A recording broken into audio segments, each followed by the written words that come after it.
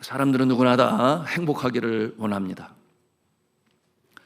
그래서 한 철학자인 아리스토텔레스는 인생에 사는 목적이 무엇이냐, 이와 같은 거대한 질문 앞에 답을 하기를 행복하기 위해서 산다, 그렇게 명제로 내렸어요. 여러분, 그 시대의 그리스 문명과 철학, 이 헬라어로 이 행복이라고 하는 단어는 유다이모니아라고 하는데, 그 뜻은 우리가 쉽게 생각하는 행복, 또한 해피니스하고는 다른 것입니다. 사람들은 생각하기를 행복이란 일종의 긍정적인 감정이다, 그렇게 여겨요. 그래서 느낌이라고 하는 거죠. 그러므로 만족감, 평안한 기쁨 또는 즐거움, 이와 같은 느낌을 가질 때 행복이다, 그렇게 여깁니다. 나 참 행복해, 이렇게 표현을 할 때 여러분, 그 감정적 상태는 행복에서 연유되어지는 감정이라 말하는 것이 더 정확할 것입니다. 그렇습니다. 행복감은 행복의 산물이에요. 그런데 이 한 위대한 철학자인 이 아리스토텔레스가 생각한 행복이란 훌륭한 정신적 존재가 되는 것이 행복이라고 그랬어요. 그러므로 고대 그리스 사회에서 꼭 필요한 이 삶의 덕목을 이루어가는 과정, 그것을 행복이라 그랬습니다.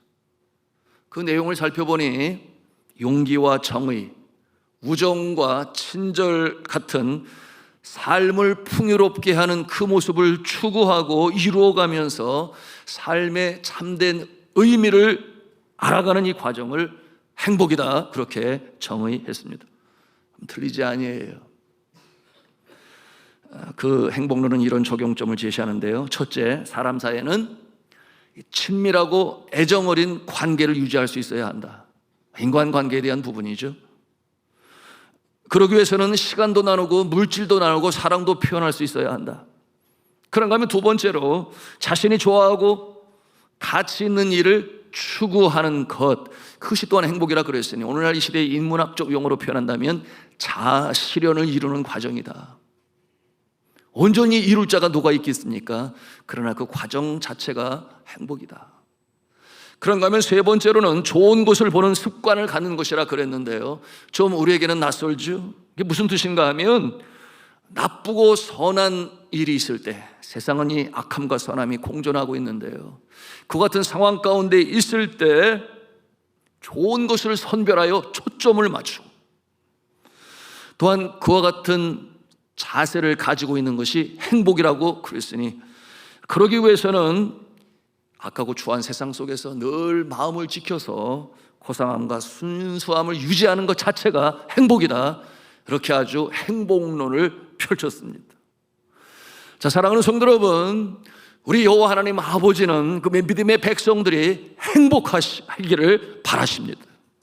행복하기를 바라세요.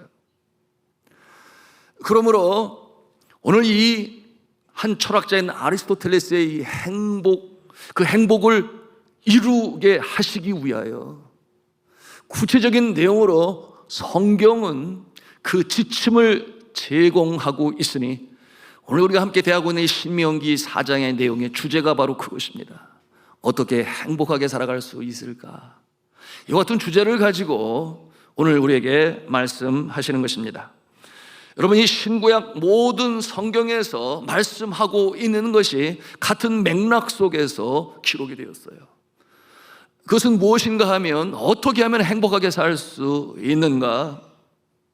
그러므로 이 성경을 또 다른 말로 정의를 한다면 행복의 가이드라인, 이렇게 표현을 해도 과언이 아니에요. 여러분, 성경은 행복의 가이드라인이다, 행복하게 살기 위한 지침을 제공한다.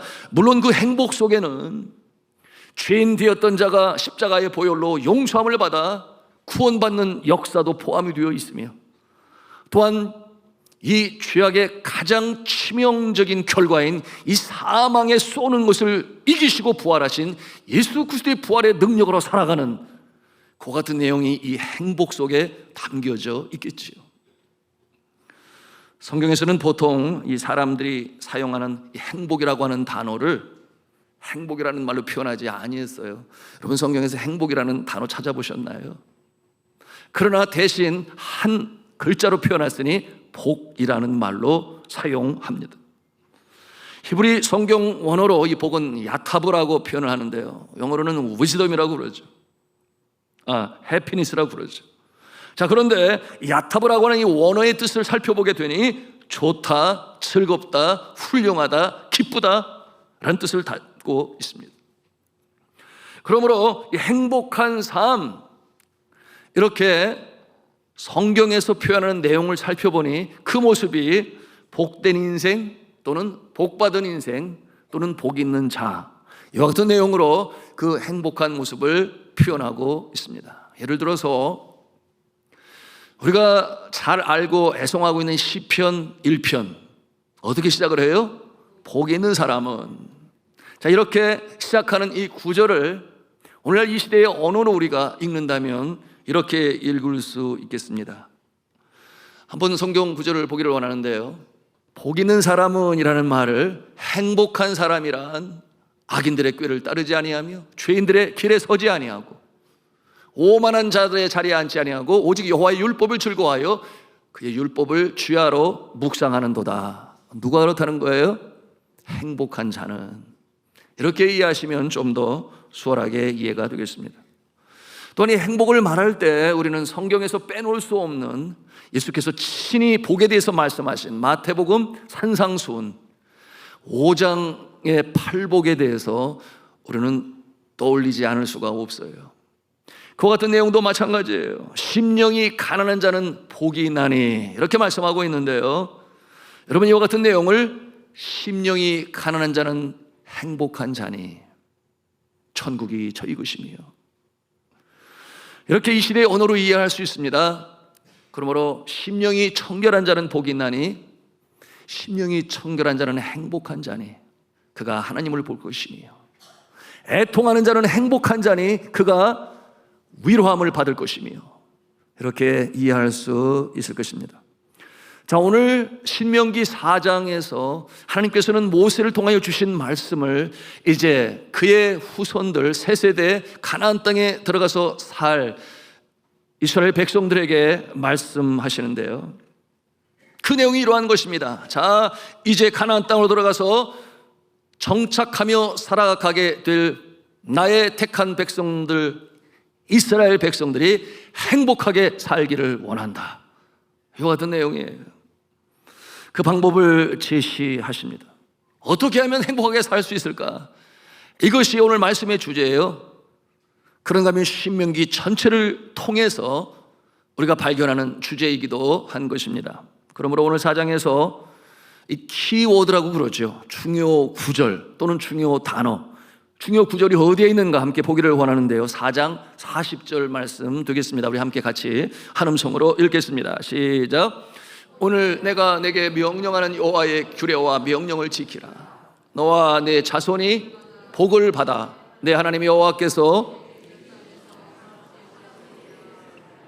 아멘, 내 후손이 복을 받아서 약속의 땅 가나안 땅 젖과 꿀이 흐르는 땅에서 영원히 살리라. 이와 같은 내용으로 주시는 약속의 말씀인데요, 이 4장 전체를 통해서 이처럼 어떻게 하면 행복한 삶을 살 수 있는가에 대한 이 지침을 주시면서 계속적으로 일관적으로 연결되어지는 내용이 무엇이냐 하면, 내 규례와 법도를 지켜 행하게 되면 너희는 행복한 삶으로 살게 될 것이다 하는 내용으로 주시는 것입니다. 하나님께서 주신 말씀을 주의 깊게 경청하고 가슴에 새기고 또한 믿고 따라 실천으로 행하는 모습, 그와 같은 모습이 이 땅에 살아가는 동안에 행복한 자의 삶이 될 것이다 주시는 것입니다. 여러분, 이 규례와 법도를 가리켜서 토라라고 하는 이 히브리 원어를 사용하는데, 이 토라라고 하는 이 단어가 한국 성경에는 율법으로 해석이 되었습니다. 그리고 이 율법은 우리가 잘 알아야 되는데요, 여러분, 이 율법은 사람의 생각으로 고안하여 경험으로 만든 것이 아니에요. 흔히들 제일 먼저 만들어진 법전, 하무라비 법전이라고 우리는 그렇게 기억합니다만은, 여러분, 하무라비 법전이 아무리 훌륭하다 하더라도 그것은 사람이 가지고 있는 틀을 벗어나지를 못합니다. 사람이 생각한 그 생각을 고안하고 그런가 하면은 경험한 것을 기초로 삼아 법전을 만들었어요. 그런데 하나님께서 주시는 이 율법은 하나님께서 친히 만드셔서 그의 사랑하는 종 모세에게 주셨으니, 여러분 아시는 대로 하나님께서 그처럼 수많은 200만이 넘는 이스라엘 백성들이 줄을 서서 송사를 해요. 재판을 하고 판가름을 내야 하는 이 어려운 처지에 있는 모세를 하나님께서 긍휼히 여기사 부르시죠. 어디로 부르시는가? 오늘 말씀해 보니 호렙산으로 부르셨다 그랬는데, 이 호렙산은 신의 산의 또 다른 이름입니다. 그곳에서 하나님께서 친히 주신 율법, 40일 동안 정결한 마음으로 받을 수 있도록 금식하게 하시고 이 계명 또는 율법을 주시는데, 그것이 뭐겠습니까? 십계명이지요.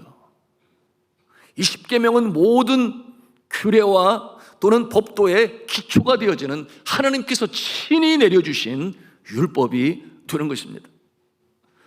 자, 오늘 말씀 13절과 14절에 그 내용이 담겨 있는데 우리 같이 한 음성으로 읽도록 하겠습니다. 시작. 여호와께서 그의 언약을 너희에게 반포하시고 너희에게 지키라 명하셨으니, 곧 십계명이며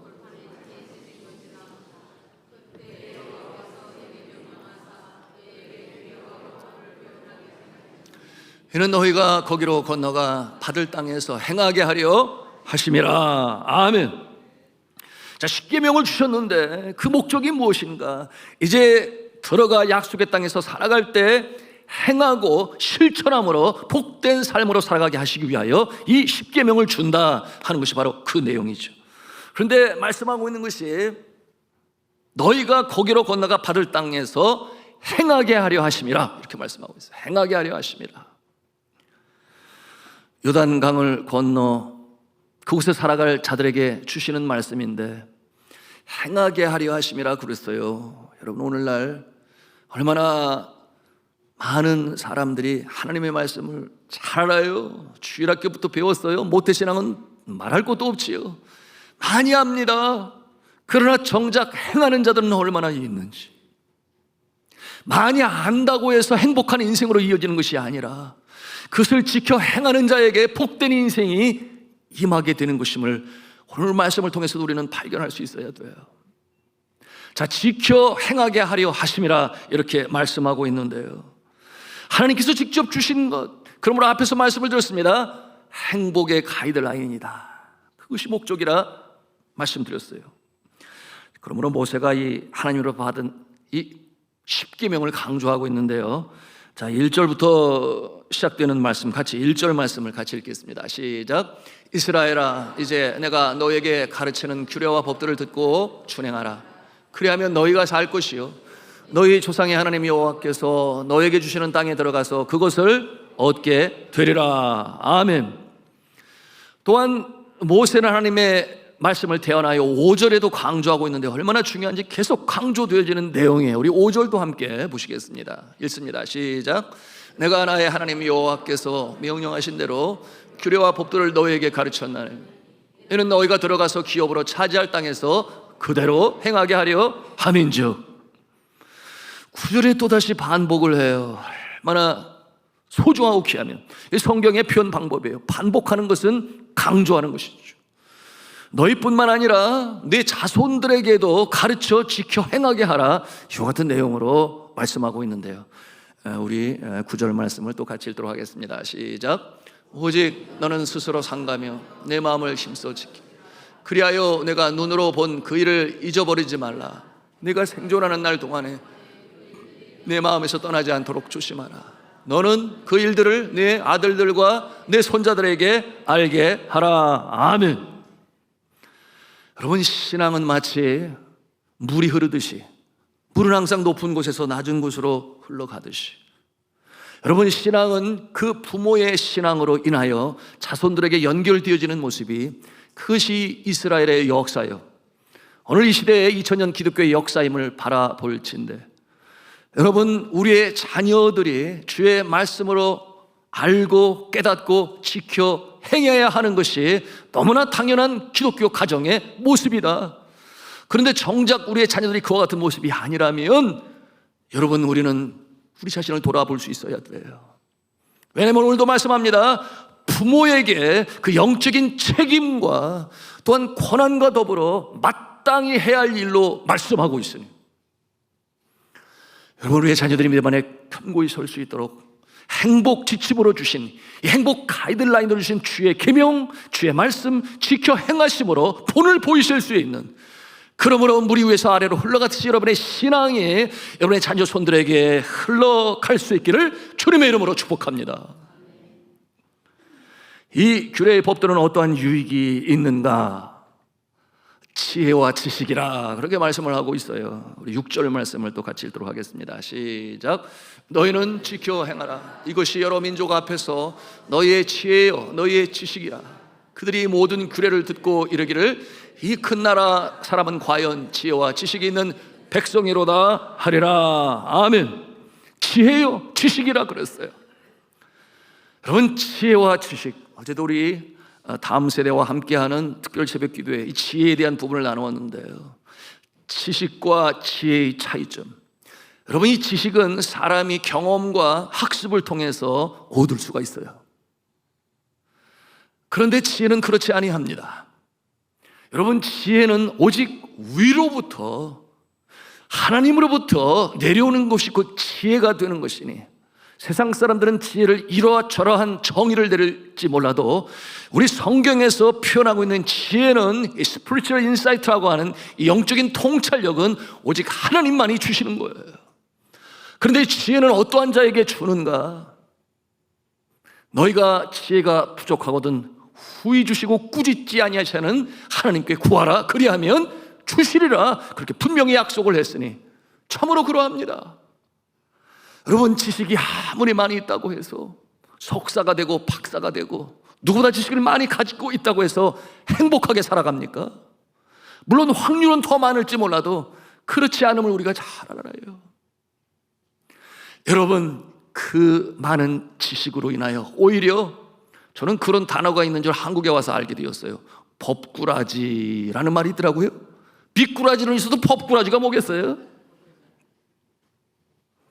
지식이 많다 하여 본망을 피해서 행복하게 살려고 하지만 얼마나 많은 사람들이 구속 수사를 받고 있으며 구속 중에 있음도 우리가 보고 있습니다.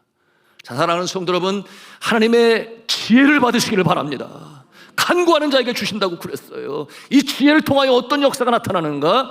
약속의 땅, 가나안 땅, 이미 하나님께서 출애굽을 통하여 구원받은 백성들이 행복하게 살아가는 지침, 그것을 지켜 행하는 자에게 우리 하나님께서 지혜도 주시는 줄로 믿으시길 바랍니다.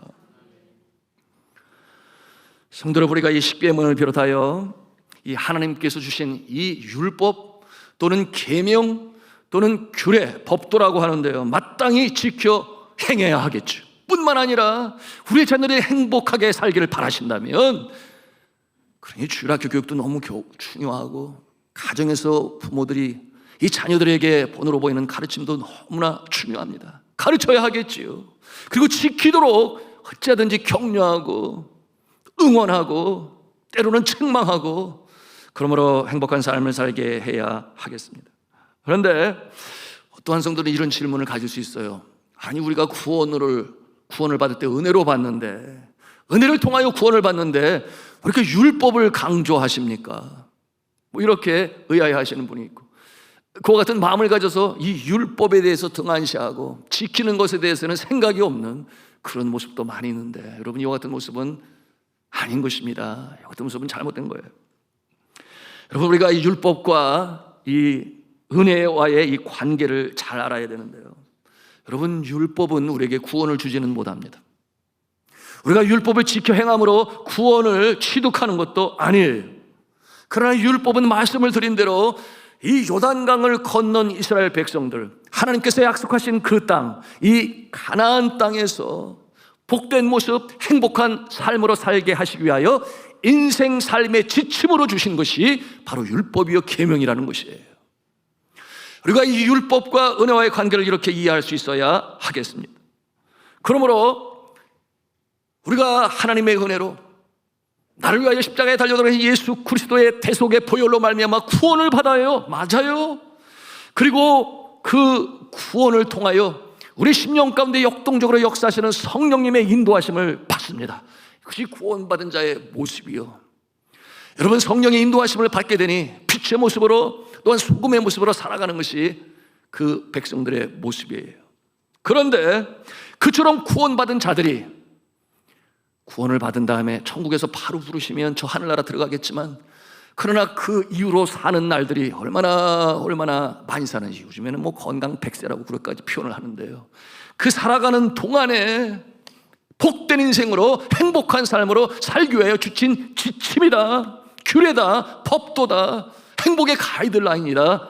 여러분 믿으시면 아멘 하십시다. 이것이 바로 계명을 주시는 이유요, 지키라 명령하시는 이유가 되는 것입니다. 그런데 율법의 주제는 크게 두 가지로 볼 수 있는데요. 하나는 하나님 사랑, 또 하나는 이웃 사랑, 그렇게 정해져 있습니다. 여러분, 모세에게 가장 율법의 기초가 되는 십계명을 주실 때 그 내용을 보면 금방 알 수 있지 않겠어요? 그러므로 제1계명으로부터 시작하여 제4계명까지는 하나님 사랑에 대한 내용이 담겨져 있고, 5계명으로부터 시작하여 10계명까지는 이웃사랑에 대한 내용으로 주시고 계신데요. 여러분은 이와 같은 내용으로 설명할 때 십자가를 이렇게 보여주며 설명하지 않습니까? 하나님 사랑은 수직적인 사랑이요, 하나님과의 나와의 관계 속에서 되어질 일인데, 수평적인 사랑은 십자가로 말하면 이 수평적, 그러므로 이웃을 섬기고 사랑하는 모습이 율법의 전부다, 이렇게 말할 수 있겠는데요. 그런데 10계명을 보면 이 수평이 먼저 강조된 게 아니라 수직을 먼저 강조하고 있으니, 그러므로 첫 번째 계명이 무엇입니까? 나 외에 다른 신을 두지 말라. 하나님 사랑의 내용으로 먼저 나오고 있으니, 여러분 이 땅에 살아가는 동안에 인본주의자들은 말을 해요. 이웃을 사랑하고 어려운 자들을 돕고, 그래서 유나이티드 네이션이라고 유엔을 설립하고 그런 일을 행하지만 정작 이 시대의 모습은 전쟁이 끝일 날이 없어요. 고통과 아픔과 기근과 가난은 끝일 날이 없어요. 그러나 분명한 것은 십계명을 통해서 알려주듯이 먼저 우리가 하나님과 우리의 관계가 똑바로 설정이 되고 주를 사랑하게 되면 자동적으로 수평적인 이 이웃을 섬기는 일은 저절로 이루어지는 것이에요. 우리가 이것을 잘 알아야 합니다.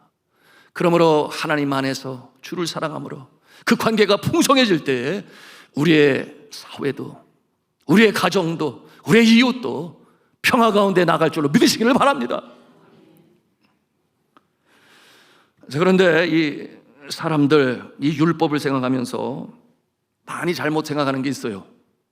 오늘날 이 한국교회도 많이 있습니다. 그 내용을 지적하고 함께 나누기를 원하는데요.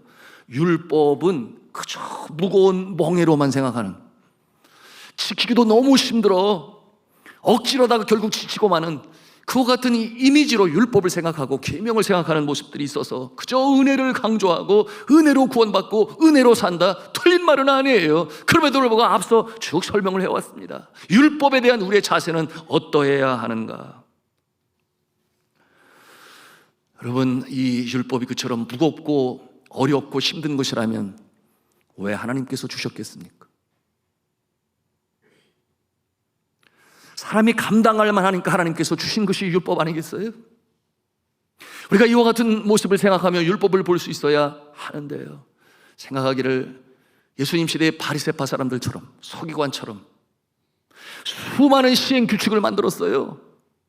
물론 십계명에서 비롯된 것이지만은, 그러나 필요하지 않은 것까지도 만들어서 지키게 하였으니 안식일에만 39가지의 이 시행 규칙을 만들어 놓고 지켜라 지켜라, 심지어는 미신하는 750페이지에 달하는 수많은 이 시행 규칙들을 만들어 놓고 마치 그것이 예수님이 기뻐하시는 것처럼 생각하여 행하게 하고, 경찰처럼 지키면 의인이요, 지키지 못하면 죄인이라 심지어는 출교까지 하고, 여러분 이와 같은 모습은 아닌 것이죠.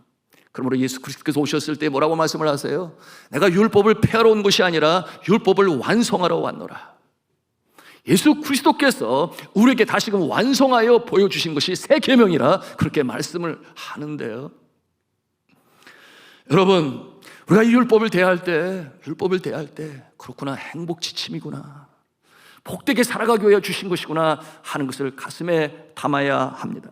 그것이 우리의 자세인데, 우리가 그렇다면 이 율법을 어떻게 대해야 되겠습니까? 어떻게 지켜나가야겠습니까? 방법이 있어요. 한번 같이 하나님으로 따라해 보겠습니다. 감사함으로 지켜야 한다. 그렇습니다. 감사함으로 지켜야 돼요. 왜냐하면 행복 가이드라인으로 주신 것이기 때문에. 어렵고 힘들고 지친 이 모세에게 뿐만 아니라 이스라엘 백성들 그렇게 살기를 위하여 주신 것이니 당연히 감사함으로 받고 감사함으로 지켜야 하겠지요. 하나님을 위한 것이 아니라 하나님께서 창조하신 백성들을 위해서 주신 것이기 때문에 그러합니다. 자, 그렇다면 어떻게 우리가 능동적으로 감사함으로 이 계명을 지켜 나갈 수 있을까요? 여러분, 그것은 하나님께서 베푸시는 은혜로, 십자가의 보혈로, 그 공로로 구원받은 우리 백성들이, 믿음의 사람들이 성령으로 충만할 때에, 그때 비로소 하나님께서 우리에게 주시는 이 규례와 계명과 법도를 감사함으로 지켜나갈 수가 있어요. 은혜 가운데 행합니다. 어려워 보이지만 넉넉히 감당할 수 있는 그 능력을 힘입어 지켜나간다고 하는 이 성경적인 원리를 우리는 가슴에 담아야 합니다. 무겁고 힘들어 억지로 지켜야 하는 그런 율법이 아니라 감사와 기쁨으로 지켜요. 여러분, 이와 같은 내용, 예수 그리스도께서 이 율법 지키는 일로 해서 너무 어렵고 힘들어 지쳐, 이와 같은 모습을 보시고 그들을 초청하며 하신 말씀이 있는데, 여러분 잘 아시는 대로 마태복음 11장 28절, 29절, 30절에 있는 내용이에요. 이것이 율법과 연관이 되어 있음을 기억하면서 함께 읽도록 하겠습니다. 시작.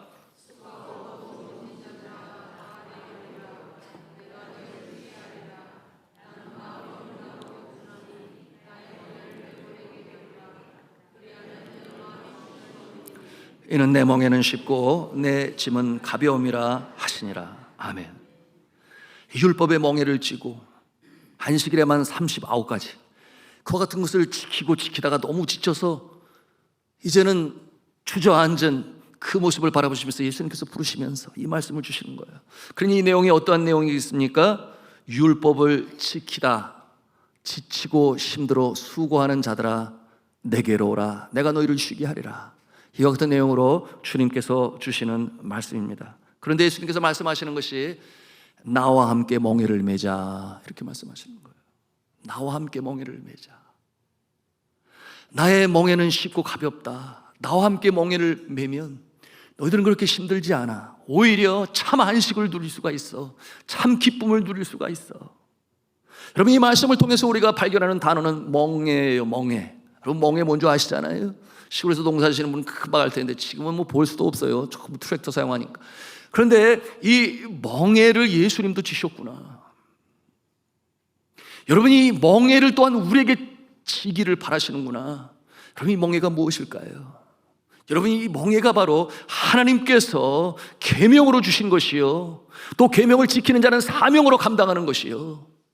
자, 이와 같은 것을 행하는 것이 예수님께서 매신 멍에예요.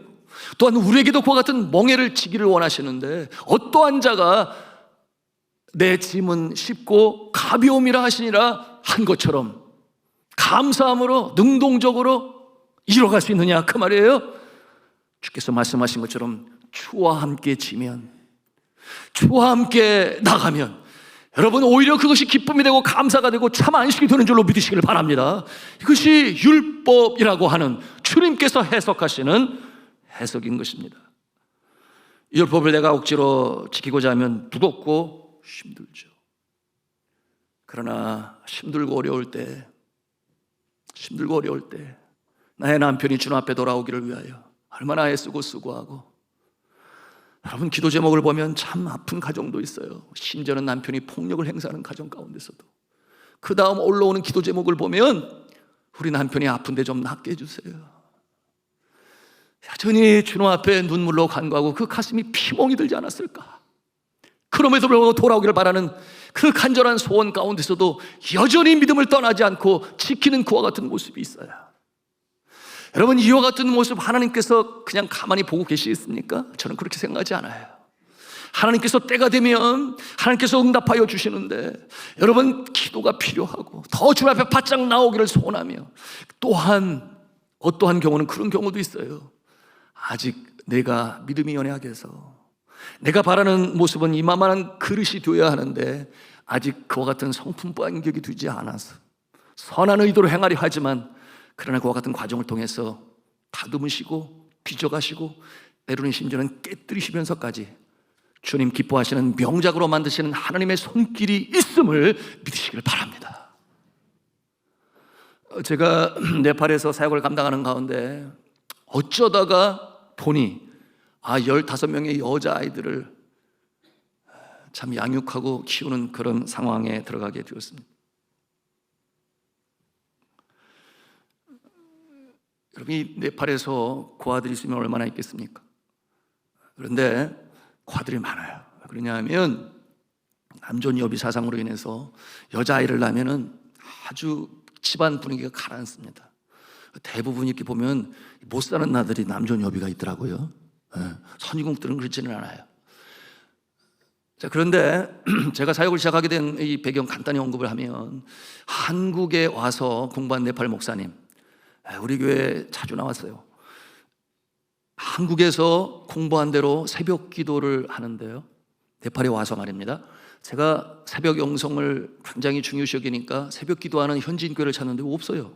아무리 찾아도 없어요. 그러는 가운데 발견한 거죠. 이 목사님은 얼마나 신실한지, 그 새벽에 추운데 난로 하나 놓고 같이 앉아가지고 소수지만 새벽을 쌓는 그 모습을 보고 감동이 왔어요. 그래서 내가 이 형제와 함께 사역을 하면 하나님도 기뻐하시지, 내 사역도 잘 될 것 같은데, 그런 마음을 가지고 이제 사역이 시작이 되었습니다. 그리고 이 목사님과 더불어 저는 신학교 쪽에 중심을 두고, 그리고 제 아내는 이제 일반 학교, 기독교 학교였죠. 거기서는 기독교 학교라는 이름을 내세울 수는 없어요. 여하튼 그렇게 해서 학교의 중심으로 그렇게 갔는데, 신학교는 특공대를 양성하자, 일당 100. 그래서 신학교를 졸업하면 주의 종이 되고 100명을 대상으로. 그런가 하면 이쪽 리빙선 학교는 정병이라는 말을 사용하기도 하고, 정예부대라는 말을 사용하는데, 우리나라 부대 보면 특공대가 있고 정예부대가 있는데, 정예부대가 저희 때만 해도 한 60만이라고 그러는데 지금은 많이 줄었다고 그래요. 하여튼 그래서 리빙슨 학교를 통해서는 정치, 경제, 사회, 문화, 예술, 교육, 국방, 스포츠 모든 분야에 선교사로 보내면 좋겠다, 직업을 가지고 전문 기술을 가지고 나가면 더 좋겠다. 그래서 이렇게 양대 산맥처럼 그렇게 가고 있는데, 그때 함께한 한 여자 싱글 선교사가 있어요. 인도에서 들어왔는데 한국 아시아연합신학대학원에서 공부를 했으니 신학 석사까지 학위가 있어 신학에서 같이 강의를 하게 됐는데, 어느 날 그러는 거예요. 나도 한 가지 일을, 프로젝트를 하고 싶다. 뭐냐 얘기해봐라 그랬더니 고아원을 하고 싶다는 거예요. 고아원을. 그래서 자초지종을 들어보니 자신의 어머니가 고아원 출신이에요. 그런데 예수를 믿으니 그 마음이, 그 어려운 날들이 오히려 감사가 되고, 갚을 길 없어 내가 네팔에 들어가서 사역을 한다면 고아원을 해, 주님 기뻐하실 일이야. 그래서 어머니의 뜻을 받들어 고아원이 시작되는데, 앞서 말씀드린 것처럼 이 네팔 여자아이들, 그래서 결국은 3가지예요. 하나, 이 여자아이를 3명 만나면 영락없이 쫓겨납니다. 새로운 부인이 들어와요. 왜? 딸 낳았다는 죄 때문에. 나오게 되면 여러분이 딸들과 함께 열심히 살면 얼마나 좋겠어요. 그러나 네팔의 여자의 신세가 기고하니까 또다시 재출을 하고 재결혼을 해요. 이 딸들을 받아들이지 아니해요. 왜? 딸들 좋아하는 어떠한 남자도 없으니까. 아들은 데리고 가지만 딸은 버려져요. 그러면 3가지로 나타나요. 하나, 친척집. 2, 고아원. 3째, 너무나 끔찍하죠. 팔려가요, 인도로. 그 어린아이들이 어떠한 모습이 될지 여러분 우리가 얼마든지 상상해 볼 수 있는데요, 몸도 마음도 병들어 다시금 고향 찾아 돌아올 때는 이미 그 몸은 너무 힘든 거죠. 동네에서 받지를 않아요. 우리 동네에 들어오면 부정탄다. 그 병든 모습으로 들어올 수가 없어. 그와 같은 참 어려운 나라. 한비아시라고 여러분 아시나요? 여행가 한비아? 한비아시가 그랬죠. 세상에서 가장 불쌍한 여자들이 네팔 여자다. 그렇게까지 표현을 했는데요, 그래서 이 아이들을 데려다가 키우게 되는데 한 6명, 7명 되었을까? 그럴 때 변수가 발생했어요. 어떤 변수냐 하면, 이 신실한 자매가 한 청년을 만나게 되었는데, 벌써 웃으시는 분이 있어요. 스토리를. 이 청년은 얼마나 신실하고 뜨거운 청년인지 믿음이. 그래서 이 카트만두에 있는 모스크, 이 이슬람 교의 당이죠. 그곳에까지 변장을 하고 그들의 옷으로 입고 들어가서 관계를 발전시켜서 복음으로 전하니 참 멋진, 참 복음에 열정이 대단한 그런 청년이었어요. 예수전도단에 소속되어 있는데 이 청년과 눈이 맞은 거예요. 자, 이와 같은 상황이 되니 이 청년이 이제 그 사역을 마치고 인도로 돌아가게 되었는데, 이 청년이 사랑을 고백을 했어요. 너무 감사하고 기쁘죠. 이 자매도 그렇게 멋지고 훌륭한 청년이고 믿음도 좋으니까. 그런데 인도로 돌아간다 그러는데 이 청년은 같이 가자고 그래요. 그런데 여기는 사명으로 받아놓은 여자아이들과 남자아이들도 좀 있었는데, 이와 같은 그 일을 계속 감당해야 하는데, 자, 여러분 같으면 어떻게 하시겠어요? 한번 답을 한번 해보세요. 그냥 사명 감당하는 게 좋아요? 아니면은 저 사랑하는 저 연인과 더불어 인도에 가서 결혼해서 행복하게 살고 또 거기서 사역 잘하면 될 수도 있겠죠. 참 답하기 어려운 질문이죠. 이와 같은 상황 가운데서 제 아내가 그 모습을 보면서 뭘 염려하고 주저하고 그래. 하나님께서 맺어주신 짝이라 생각하고 따라서 가면 되지. 그래서 자유의 날개를 달아줬어요. 이렇게 자유의 날개. 홀홀 날아서 어디로 가라고? 남편 따라서, 사랑 따라서. 그래서 거기로 가라고. 그리고 이 자매가 염려가 되고 이 아이들 어떻게 할 거냐고. 그랬더니 제 아내가 하는 말이, 여기에 교화로 하는 한국 성사도 있고 미국 성사도 많이 있는데 그건 하나님이 알아서 할 일이니까 잘 가라고. 그래서 정말 홀홀 날아서 갔는데, 여러분 그곳에 가서 결혼하고 잘 살고 사역도 잘해서 저희 교회도 방문했어요. 잘 큰 이 아들만 둘인가 이렇게 방문했는데 그 모습이 너무나 보기 좋았어요. 그래서 참 잘한 결정이다, 이런 생각을 이제 나중에 이제 갖게 된. 그런데 중요한 것은, 자, 이 아이들 말이에요. 이 아이들. 그래서 이 아이들을 이제 보내려고 하니까 올망졸망. 이제는 정이 들었잖아요. 그래서 보내기가 너무 힘든 거예요. 그때 아이들이 한 10명 되었을까? 그런데 이 아이들을 보내려고 하니 그 아이들도 싫어해요. 떠나기를 싫어해요. 그 고민이 되니까 기도를 하잖아요. 그런데 저에게 묻는 거죠. 어떻게 했으면 좋겠냐고. 그때 제 마음에 주시는 주님의 음성이 하나님 사랑, 이웃 사랑이었어요. 그리고 구약시대에 말씀이 기도하는 가운데 주시니, 여러분 구약시대에 믿음의 사람들이 서로 이방인이라 할지라도 여러분 도와야 할 존재가 있는데 세 모습이 등장합니다. 첫째, 홀로 사는 여인. 성경에 과부로 표현을 해요. 두 번째, 고아들. 세 번째, 나그네 된 자들. 그들이 필요가 있을 때 도우라, 사랑으로 섬겨라, 이와 같은 말씀으로, 이 계명으로 주십니다. 그런데 이 내용이 신약 시대에 와서도 예수님께서 새롭게 하신 계명 가운데서도 여전히 유지되고 있으니, 그것이 사도 야고보가 전한 야고보서에 다시금 적용점으로 나타내 보여주고 있습니다. 그것이 야고보서 1장 27절의 말씀인데요, 우리 함께 읽도록 하겠습니다. 시작. 하나님 아버지 앞에서 정결하고 더러움이 없는 경건은 곧 고아와 과부를 그 환난 중에 돌보고 또 자기를 지켜 새 속에 물들지 아니하는 그것이니라. 아멘. 하나님 아버지 앞에서 경건이 무엇이냐? 이 말씀 그대로 그것은 곧 고아와 과부를 그 환난 중에 돌보는 것이라, 이렇게 말씀하세요. 이 말씀이, 이 규례, 이 계명이 저의 마음을 두드리고 있었어요. 그러므로 여보, 합시다. 한번 해봅시다. 그렇게 해서 그들을 이제 끌어안고, 저희는 아직 아가라서 솜털이 아직 가시지 않은 그런 어린 모습도 있었는데요, 그리고 나이가 많게는 5살까지 끌어안고 양육하게 되었습니다. 자, 그때의 모습 조금 지나서 사진 자료가 있는데 한번 보실까요? 네, 사진 자료 띄워주시기 바랍니다. 예쁘지요? 아마 이때가 한 4년 5년 지나고 나서 이제 학교의 유니폼도 이렇게 잘 만들어서 입었으니까 참 보기에는 좀 해피한 모습이에요. 그 다음,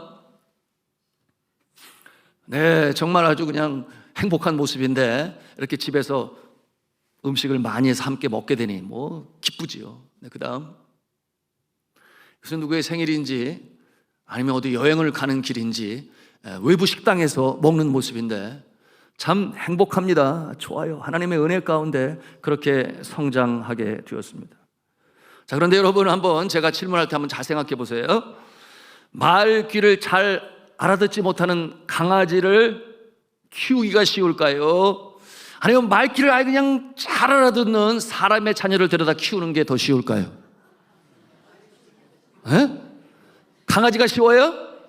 얼마나 많이 강아지를 키우는지 몰라. 어제 집에 가는데 여기 금천 구청이 옆에 난 무슨 바जार 뭐 세일하는가 해서 가보니까 세상에 전부 강아지들 다 들고 와가지고 강아지들끼리 서로 맞춰주고 뭐 이런 일을 하고 있는데, 여러분, 그런데 분명한 것은 우리 하나님께서 사랑하시는 자들, 어렵고 힘들 때 그들을 위로하고 격려하고 도우라. 왜냐하면 그 기쁨과 보람이 있을 것이요, 하나님께서 그 모습을 보시고 기억하여 하늘의 상급으로 기록할 것이기 때문에. 저는 아무리 생각해봐도 강아지 키우는 게 상급으로 하늘에 기록이 될까, 이런 생각은 잘 들지 않더라고요. 여러분, 키우는 것이 쉽습니까? 쉽지 않죠. 어려움이 있죠. 수두를 한번 아니까 수두를 알게 되면 다 알아. 감기 한 번 돌면 다 돌아. 그런가 하면 저는 이 단체에서 키우는 양육되는 아이들은 덜 아플 줄 알았어요. 규칙적인 생활을 하고 엄격하고 제시에 밥 먹고 제시에 자고. 그런데 세상에 치과를 가기 시작하니까 줄줄이 가더라고요. 보니까 이가 썩은 아이들도 있어요. 그래서 이게 어떻게 된 일인가. 그렇게 코카콜라 먹지 말라고. 코카콜라 영업하시는 분 없으시죠? 여하튼 그래서 단 거 먹지 말라고 그랬는데, 세상에 보니까 학교 끝나고 집에 갈 때 구멍가게 들러가지고 그냥 단 거 마시는 거 사탕을 얼마나 먹었으니까 그렇게 썩는 거죠. 이와 같은 일이 있는가 하면, 저는 여자아이들이 이렇게 사나운 줄 새삼 알았어. 그때 싸움을 하기로 하면 세상에 머리를 끄당기고 막 그냥 싸움을 하는데, 정말 그런 모습 보면서 그 중에 한 아이가, 여럿이 있다 보면은 별애가 하나 있는데 그 중에 한 애가 아주 그냥 그렇게 항상 꾼이야, 꾼. 무슨 꾼? 싸움꾼. 아이고. 그런가 하면은 세상에, 그때는 아주 깜짝 놀랐어요. 세상에 동생들이 많으니까 한 학기를 마치면은 그 책을 어떻게 해야 돼요? 물려줘야지. 그렇죠? 여러분들 그런 경험하실 거예요. 그런데 한 학기 끝났다고 책을 다 팔아먹었어, 얘들이.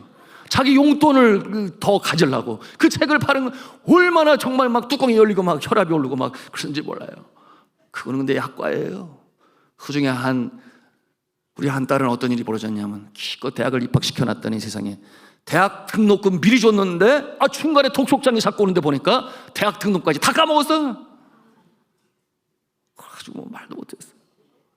자기 친구들 뭐 사주고 그러느냐고. 근데 얘가 마음에 어떤 생각이 있었냐면, 자기는 이 부잣집 딸이라고 하는 걸 뭐라고 그래요? 소위 과대망상이라고 그러나요? 잘못된 생각으로 그렇게 마인드가 세트가 되고, 더군다나 자신의 엄마 아버지는 한국 사람이니까 남들에게 무시당하지 않으려고 고안해서 왔다고, 그런 연유로 해서 다 써버린 거예요. 세상에 그런 일도 있어요. 상상치 못할 많은 일들이 있었고, 근데 그 중에 제일 가슴 아픈 일이 무엇이었냐면, 저의 막내 아들이었죠. 5살밖에 안 됐는데 마음에 이런 생각이 드는 거예요. 나의 엄마 아빠를 뺏겼어. 나는 쟤들한테 나의 엄마 아빠를 뺏겼어. 집에 있는 장난감도 사라지면 어딘가 보면 걔들한테가 있고, 그러면서 마음에 서운한 마음이 있는데 엄마는 뭐라 그래요? 얘야, 쟤들은 엄마도 없고 아빠도 없어. 근데 너는 엄마도 있고 아빠도 있잖아, 그치? 쟤들은 나가면 어디 갈 데도 없어. 근데 너는 이렇게 살 수 있는 집도 있지? 그러니까 내가 좀 양보를 하면 안 되겠니? 이렇게 얘기하는데 5살 나니까 그걸 이해를 해요. 그러는 가운데 그것이 상처가 되었고, 그러면서도 시간이 가면서 엄마 아빠가 좋아하는 일이니까 칭찬받고 싶어서인지 그 아이들 과외시켜주는 일 본인이 가서 가르쳐주고, 또한 이 음악 가르쳐주는 일 구도하면서 그렇게 자라나게 되었습니다. 그럼 이제는 뭐 다 성장해서 대학생들 되고 뭐 결혼하고, 특별히 많은 그 자녀들이 학교 선생님을 하고 있는데요. 왜 학교 선생님을 했을까요? 돈 잘 벌어서? 안정돼서? 아니요. 엄마 아빠에게 배운 게 그거밖에 없으니까. 가르치는 일로 그들이 지금은 쓰임을 받고 있는데요. 정말 감사하죠. 그런가 하면 이번 그 12월 13일 날 한국에 27명의 리빙선 학교 학생들 20여 명과 인솔 선생님들이 오시는데요. 여러분 깜짝 놀라요. 네팔에 있는 사람들이. 왜냐하면 그 비행기 값을 자기들이 마련하는 거예요. 누가 마련하겠어요? 부모님이 빚 빌려서면서도 2018년에 다녀갈 때 너무나 좋아가지고 그처럼 자녀 사랑하는 마음이 그들에게도 있어요. 여하튼 그래서 오게 되는데 그 중에 2명의 딸이 교사가 돼서 함께 오니까 저는 너무나 기쁘고 고마운 거죠. 그런가 하면 이제 결혼을 해서 이 손주까지 주었잖아요. 저에게. 그 하나 볼 때 기쁨이 대단하잖아요. 네. 그래서 너무 감사했는데 니콜라스라고 하는 이 손주까지 오게 되니까 얼마나 좋겠냐고요. 너무나 감사하잖아요. 여러분 사진 자료 있는데 함께 잠깐 보도록 하겠습니다. 그래서 이렇게 결혼식을 올리고 그 지난 날의 어려움과 눈물, 제 아내가 숨어서 우는 그런 날도 있었어요. 끝까지 잘 키워야 되는가 말인가. 그리고 이렇게 보람의 날이 오지 않습니까? 그 다음 이렇게 아주 똑두꺼비 같은 잘생긴 손주를 주어서 그것이 기쁨이 되고 말이죠. 다음 뭐 제 얼굴이 뭐 아주 그냥 환해요. 막 입이 귀에 걸려요.